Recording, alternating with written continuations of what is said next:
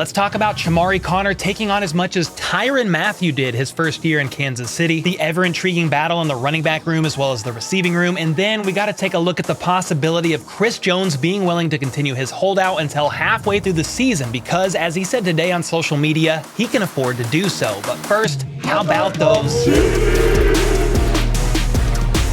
All right, first up, before we discuss some awesome topics and a rather tiring one, if you get yourself some of my coffee, the ever so smooth medium roast called the HBTC blend of Benchwarmer Brew, one of the best selling blends on the lineup, even tiring topics such as what we cover today will have you fully energized with a victorious buzz. So don't forget that if by the end of today you need to inject some caffeine in your veins because you know exactly where to go and get it. All right, the current injury report for the Chiefs looks as follows. Nick Allegretti hurt his shoulder in practice last week. Defensive tackle Matt Dickerson suffered a turf toe injury in last week's game against the Cardinals. Cornerback Nick Jones fractured some of his fingers in the Saints game. Wide receiver Nico Remigio dislocated his shoulder last week. Cornerback L'Jarius Sneed is still dealing with an ongoing knee issue with swelling and could be seen out at today's practice walking around with what could be a small bit of a limp, though it's hard to tell because he's walking so slow. But if that is the case, there being a slight limp, I don't think that's a good sign considering it's already been a couple of months at the very least of working through this knee aggravation for Sneed. Next up though, wide receiver Toney is still rehabbing that knee he had surgery on the first week of camp, and Matt Nagy spoke briefly about Toney today, saying KT has been working his tail off to get back, and that is what matters most. But as time gets closer, they will plan accordingly whether he's back for week 1 or not,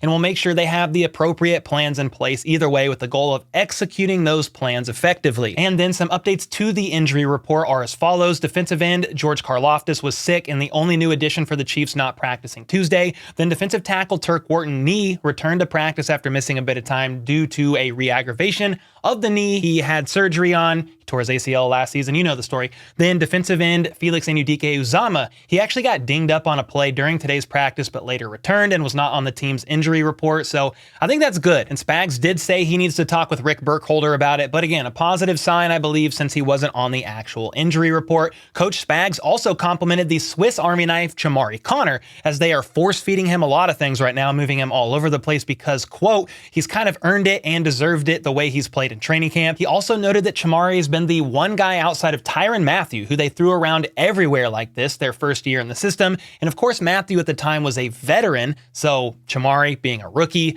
all the more impressive in my opinion that he's continuing to handle everything they throw at him. Spags went on to say that the vets have some confidence in him, but we will see how things progress because they have some guys back there they are trying to get healthy, and when they do, we will see how it all pans out. Well, let's hope Conner keeps thriving as he drinks from a fire hose because Nazeeh Johnson is out with a torn ACL, Nick Jones is banged up, Sneed is still nursing this knee injury, and the cornerback 3 spot is still up in the air between Josh Williams and Jalen Watson, and Conner may be needed out there sooner rather than later. He can kind of play anywhere in the secondary. So great news there. Regarding the cornerback 3 spot though, Spags said once they get to cut downs and see how the health is looking for the 53-man roster, it will help them put together the appropriate plan for week 1 against Detroit. He'd first like things to get faster and more violent in the preseason finale as they have a heck of a challenge coming up here September 7th. So this final preseason game is really to help prepare them for that. And speaking of real game reps to get faster and reacquainted with actual game speed, Matt Nagy thinks it's good for a player to take a couple of hits before the start of the season.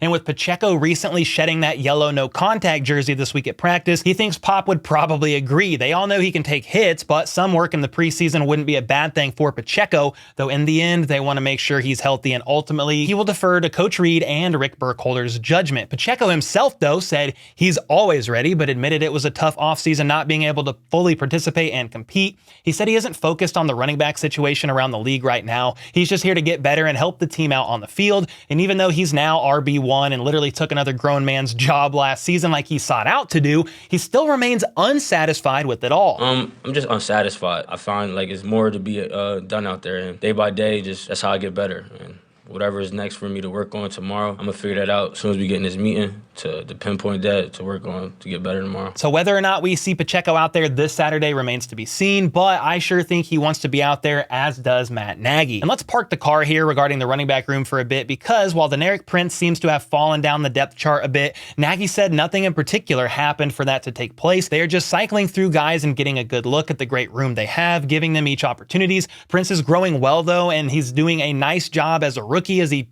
tries to take on every aspect of this complicated offense in. And someone else in the room who continues to climb the ranks in recent weeks is the veteran Michael Perine. The former 2020 fourth-round pick of the New York Jets is seeking a second chance at a real opportunity since being released by New York just prior to the 2022 NFL season, and he took the chance with Kansas City, signing with them in January to be part of such a great organization that he believes he could be a contributor on. Perine said he's continuing to work on his consistency, especially in the pass protection aspect, because having a big-time QB back there and being able to protect him is a key way he feels he can earn a spot on the roster. And I mean, he's not lying here. McKinnon is one of the best in the game in pass protection and highly valued because of it. Matt Nagy himself said that Perine has had some nice runs with smooth transitions that caught their eyes a little bit. He's quiet in meetings and at practice, but does what he's supposed to do and is very coachable. He's done a good job so far of doing all three things they look for running backs in Andy Reid's offense: run the ball, catch the ball, and pass protect in the backfield. And since Perine's been with the Chiefs for over 6 months now,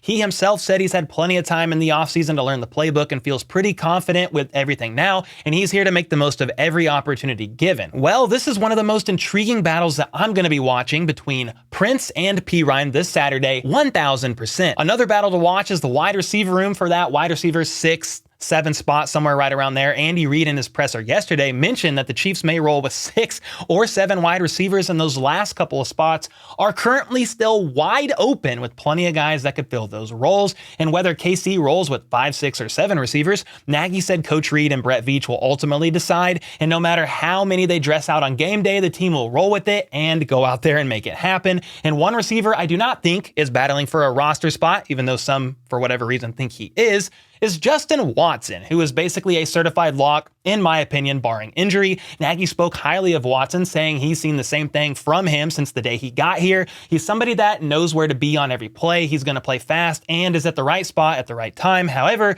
he does want to see Justin continue to grow in his timing with Pat, certain routes, and making sure they're on the same page, but he's done a great job at it thus far. Someone else that's been doing a great job out there is Felix Anudike-Uzomah, and though he got dinged up in today's practice, Spags said FAU is pretty much caught up now, though of course he's still thinking more before playing fast, and that should change here as he continues to get more reps under his belt. And honestly, they are going to need all the help they can get on the D-line from everybody that's currently there, including defensive end Mike Danna, who said health-wise he feels great, is back to 100% from that calf injury earlier on in camp, is working back in with the guys and excited to continue stacking good days. He wants to raise his bar from how he performed last year and be the best teammate he can be. Danna also was asked about Chris Jones, believe it or not, and boy oh boy do we once again need to talk about that guy. But first, Danna said he talks to Chris once a week and hopes that the situation gets resolved soon, but he's letting him handle his business over there, and Danna is just focusing on being the best teammate he can be for the team.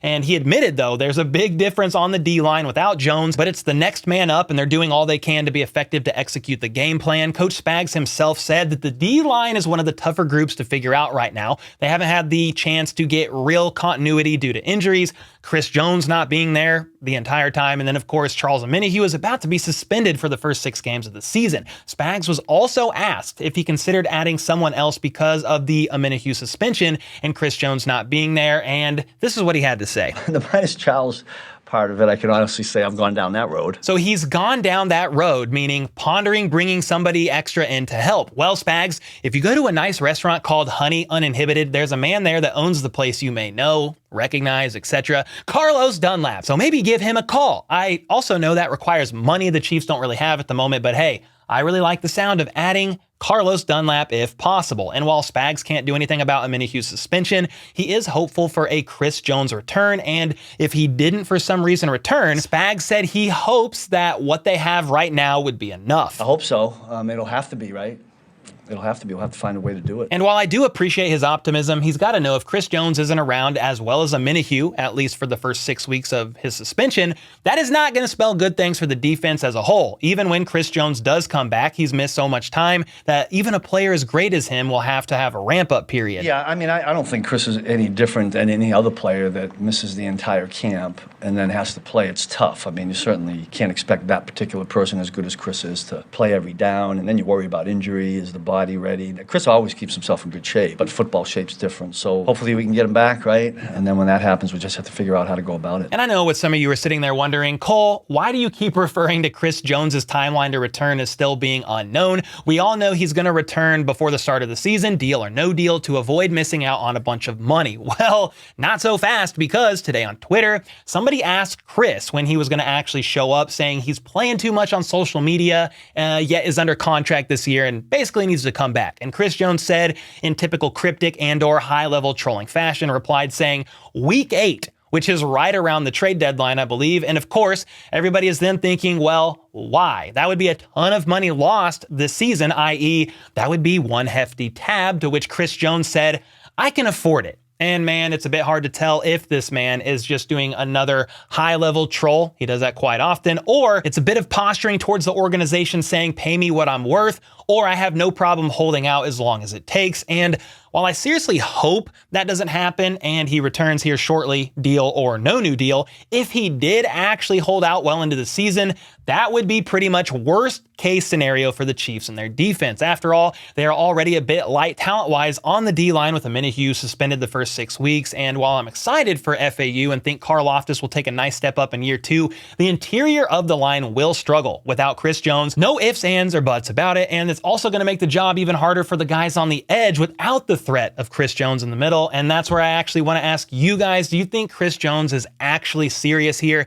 and is willing to play hardball to get what he wants, even if that means missing half the season? Or do you think he's simply blowing smoke? Either way, Chiefs fans are not happy about this, and the blame pointing is going every which way. Some say, screw that man, we don't need him, but I humbly say, yes, we do, so please be quiet. At least for this season, we really need him, especially considering the Chiefs made no real moves to beef up the interior of the line this offseason. And again, while Mathieu can kick inside effectively, he's gone the first 6 weeks of the season as it is. So I don't know, man. This is not the best update of sorts. I hope it's a little bit of a troll job by Chris Jones, but why would you take things this far if you're simply just messing around and a deal's probably going to get done anyway, just to rile up the fan base? It makes pretty much zero sense. Anyway, let me know your thoughts on the situation in the comments down below. It's definitely a tiring one, but one that is hopefully over soon. And until next time, let's go. Let's freaking go. How about those?